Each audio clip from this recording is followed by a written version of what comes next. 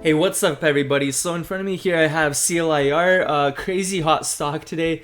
I opened at 155, high of day was like 333, so it doubled its opening price plus a little extra. So I'm gonna add some live trading of exactly where I bought and how I play this chart. So if you guys want some extra ideas or just see how people invest differently, stay tuned to watch that, and I'll do a little explanation afterwards. So CLIR, I have a position at a small speculative position at 220. I was able to keep that support at this consolidation level right here. So if it fails, I'm just going to cut losses, take some small losses on that. But when it starts to break out of key levels with volume, I'm going to start adding into my position on the dips. So I added in a little bit more at 239 on CLIR. It's looking like it is kind of going up, breaking key levels with volume. So I wouldn't mind taking some safe profits, maybe in the 250s, 260s.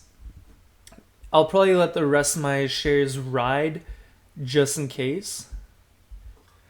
Alright, so I took some profits at 255, got filled. I have the rest of my shares still, and I want to see if it can at least reach the 290s again, and I'll kind of see where it goes from there.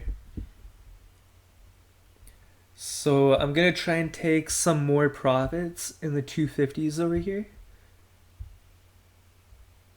I just want to make sure that I won't be chasing weakness.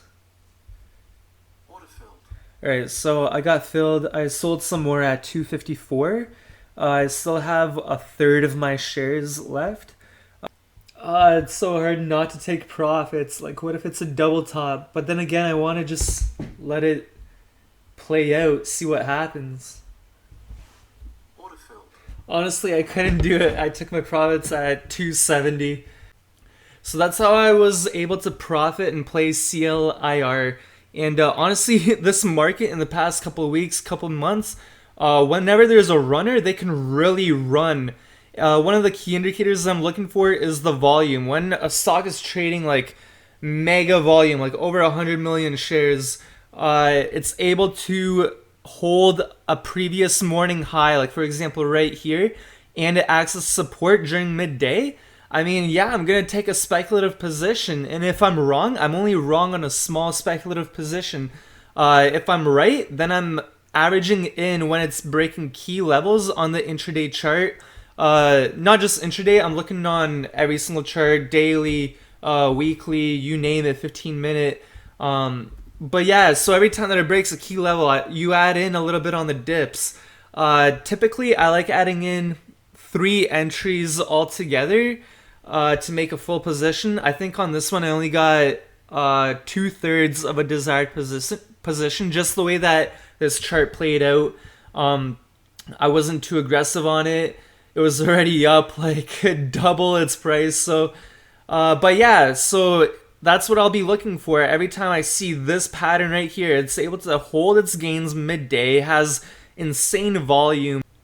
And honestly, I couldn't even let those my last like third position ride the wave for the breakout. I just needed to take those profits because that's how I built my entire account, just by taking that 10-15% profit every time, leaving a lot on the table anyways. So I mean, overall that was a good trade. That's how I always play my anticipated breakouts, by the way. And yeah, that's how I've been able to grow my account. So thank you for watching, and stay tuned for more videos like this. Don't forget to hit that like and subscribe button if you like this video and want to see more like it.